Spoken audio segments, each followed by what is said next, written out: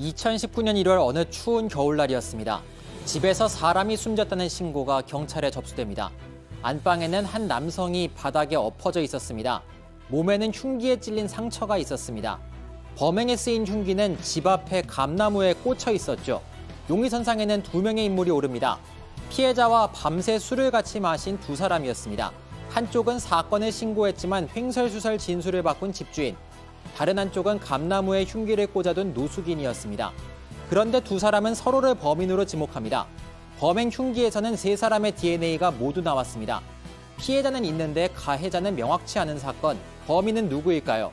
오늘 사건 엑스파일에서는 수사부터 재판까지 반전에 반전을 거듭한 범인 없는 살인사건, 청도 살인사건의 그날로 돌아가 보겠습니다. 자, 이게 말이죠. 예전에 무슨 아가사 크리스티 뭐 이런 추리 소설 같은 거 보면 뭐 한 방에 뭐 3명이 있는데 거기서 한 사람이 죽으면 그 두 사람 중에 누가 범인 뭐 이런 거 많았잖아요, 그죠? 추리 소설 같은. 예, 추리 소설.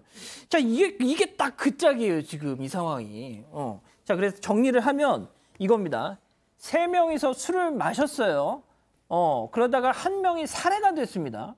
자, 그러면 경찰은 그 남은 두 사람 중에 누구를 범인이다 딱 찝은 겁니까? 그러니까 집주인과 노숙인이라고 했잖아요. 일단 3명이 친구였는데 그 남은 2명 중에서 집주인이 범인일 것이라고 집주인. 판단합니다. 일단 어떤 사건이 있었냐면요. 집주인이 신고를 했어요. 그러니까 1월 22일 오후 1시쯤에 2019년 2년 전 사건입니다. 신고를 했는데 전전날부터 술을 같이 마셨거든요. 밤에 술을 마시고 다음날 아침에도 집에서 술을 같이 마시다가 지금 사파에 나오는 것처럼 모여 앉아서 술을 마시다가 그 다음에 사고가 난 것으로 추정됩니다. 그런데 그 다음날 신고를 하러 왔죠. 그래서 처음에는 이런저런 말을 합니다. 좀 깨보니까 사람이 숨져 있었다. 같이 술을 마시는 사람인데 그래서 신고하러 왔다라고 파출소에서 이야기했는데 이후엔 진술에서 갑자기 이상한 말들을 하기 시작합니다. 처음엔 자백을 했어요.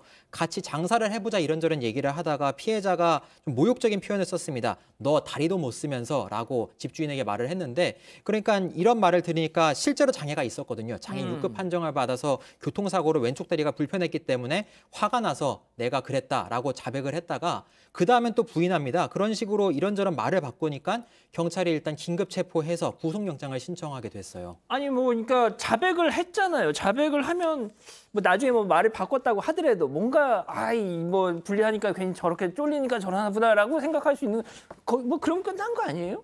일단 이 검찰 단계에서 말을 바꿨습니다. 일단 경찰에서 진술한 거는 이제 법정의 증거로 쓰일 수 없기 때문에 검찰 단계에서 진술한 게 상당히 중요한데 이 검찰 조사에서는 말을 바꿔서 혐의를 부인했어요. 경찰 수사할 때와는 조금 다른 모습입니다.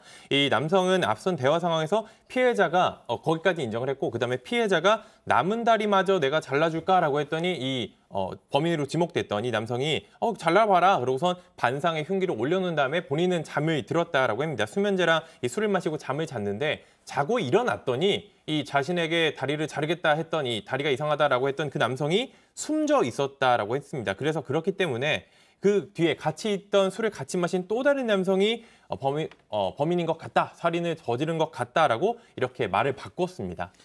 아니 그러면 그 다른 또 하나의 남성 그 사람은 뭐라고 얘기한 거예요? 또 다른 남성이 그 노숙인이라고 처음에 설명드렸는데 예. 이제 그 사람도 이야기를 합니다. 비슷한 진술을 했어요. 그래 같이 술을 마시다가 서로 모욕하는 발언이 나와서 갑자기 격분하는 상황이 있었다라고 했는데요. 그런데 여기서 범인이 그 집주인이라고 갑자기 말을 하기 시작합니다. 남은 다리도 마저 잘라줄까라는 말을 들었는데 잠을 잤다고 했잖아요. 집주인은 피의자가 돼서요. 그런데 여기에 대해서 그 잠을 잔 것이 아니라 흉기를 휘둘렀다. 그래서 흉기를 휘둘러서 찔렸다. 그래서 피해자가 그 자리에서 쓰러졌다. 이렇게 말을 했습니다. 이거 뭐 좀 복잡하다 이거 좀. 이거 아니 이제 우리 가족 여러분들도 요즘 확실히 진짜 이런 영화나 드라마를 뭐 미드 같은 걸 많이 보셔서 그런지 지금 다 본인들의 이렇게 생각을 이렇게 상상의 나래를 펴고 계시는데 자 아무튼 이 남성 방금 설명한 이 남성 같이 술을 마셨고 나중에 뭐 감나무에다가 흉기를 꽂았다는 그 사람이잖아요. 그렇죠. 잡히지 않고 유력한 목격자로 판단돼서 그러니까 3명 노숙인? 유일한 목격자잖아요. 그런데 이 사람이 알고 보니까 그 흉기를 가지고 나가서 감나무에 꽂아놓고 그 현장에서 쓰러져 있다가 좀 의식을 거의 잃은 채로 있다가 그러다가 발견돼서 119에 실려가는 사건이 있었어요. 그래서 왜 그런 것인지도 확인을 했거든요. 그랬더니 주장을 하기 시작합니다. 그러니까 피해자와 피의자가 둘 다 움직이지 않았다. 칼을 휘두른 다음에 둘 다 이렇게 방에 이렇게 있었는데 피해자의 출혈이 출혈이 멈춘 상태여서 죽을 것이라는 생각을 못했다. 두 사람이 알아서 할 일이니까 나는 그래서 혹시 칼부림이 나면 그러면 안 되잖아요. 그러니까 칼은 챙겨 나와서 감나무에 찾기 쉽게 꽂아놨는데 두 사람이 알아서 해결할 일을 경찰에 신고하면 원망을 들을까 봐 그랬다. 문제가 커질까 봐. 그래서 그냥 나왔다. 이렇게 말을 했어요. 그래서 이 진술도 그럼 믿을만 한 것이냐라고 많은 의문이 오가게 됩니다. 뭔 소리예요 이게 도대체. 아무튼 이제 첫 재판이 열렸습니다. 자, 그런데 피고인이었던 이 50대 남성 진술을 바꾼 그것처럼 혐의를 다 부인을 했어요. 범행 재현 영상까지 보여줬는데 그것도 부인을 했습니다. 자, 이러면 어떻게 되는 겁니까, 이거? 그건 부인할 수 있어요. 특히 경찰 단계에서의 내용은. 왜냐하면 우리가 이제 조서라고 하는 거는 그 사람이 원래는 법정에 나와서 얘기를 해야 하는데 그거를 만약에 자백을 하고 모든 사건을 인정하고 다 술술 털어놓는데 법정에서 굳이 다 다시 들을 필요는 없지 않느냐, 절차를 간이하기 위한 취지인 거거든요.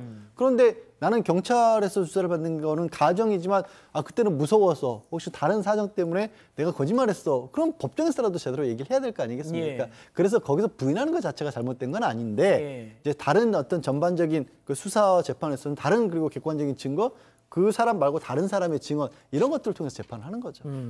자, 그렇다면 이럴 때 유일한 목격자였던 그 나머지 한 사람, 그 노숙인, 그 사람의 법정 증언이 중요한 거 아닌가요? 그렇죠. 물론 그 노숙인이 현장에 있었기 때문에 굉장히 중요한 이야기를 할 수 있죠.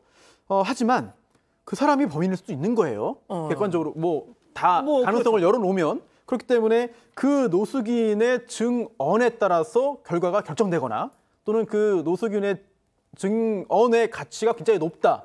단정할 수는 없습니다. 하지만 그렇다 하더라도 나와서 증언을 해야 돼요. 왜냐?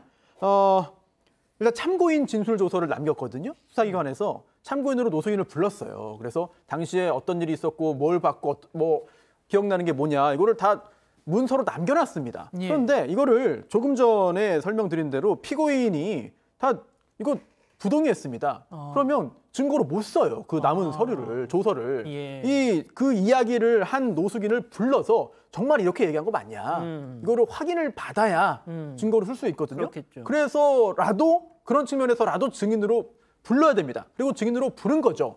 그런데 어디 있는지 몰라요. 네.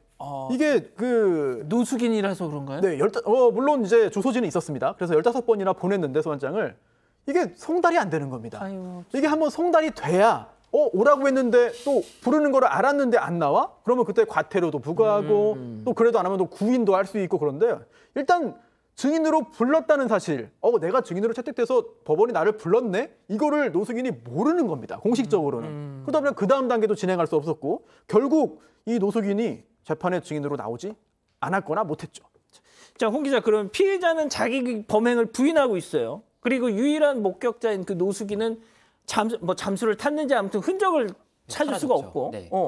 그럼 그래서 어떻게 판단해요? 결국 재판부? 피고인 집주인에 대해서는 1심에서 무죄가 나왔습니다. 그러니까 명확한 무죄가? 증거가 없잖아요. 사람은 죽었는데 그렇죠. 사람을 죽인 사람은 없고. 그래서 1심의 결론은 범인 없는 살인 사건이 됐어요. 정말로. 아이고. 그래서 결론적으로 객관적 증거도 없고 피해자의 숨진 사실을 그러니까 피고인이 직접 신고하러 갔잖아요. 이게 파출소에 직접 신고하라는 것이 범인이 보통 도망가거나 범죄를 은폐하잖아요. 그런 정황 같지는 않다라고 판단을 했고 그리고 목격자의 진술 그러니까 피고인이 살인을 했다라고 진술을 했지만 흉기를 꽂아두고 갔잖아요. 나무에. 이런 감나무. 행동들이 일반적인 행동, 평범한 행동이 아니라고 판단해서 그래서 그 진술도 받아들이지 않았습니다. 자, 이 기자, 그런데 항소심에서 반전이 있었다는데 정말 무슨 증거가 갑툭튀한 거예요? 목격자가 나왔습니다. 이 연락이 닿지 않았던 목격자가 직접 이제 법정에 나와서 증언을 했는데요. 그래서 결국 이 집주인이었던 피고인은 징역 13년형을 받았는데 이게 뭐가 달라진 거냐면 앞에서 손 변호사님도 설명하셨지만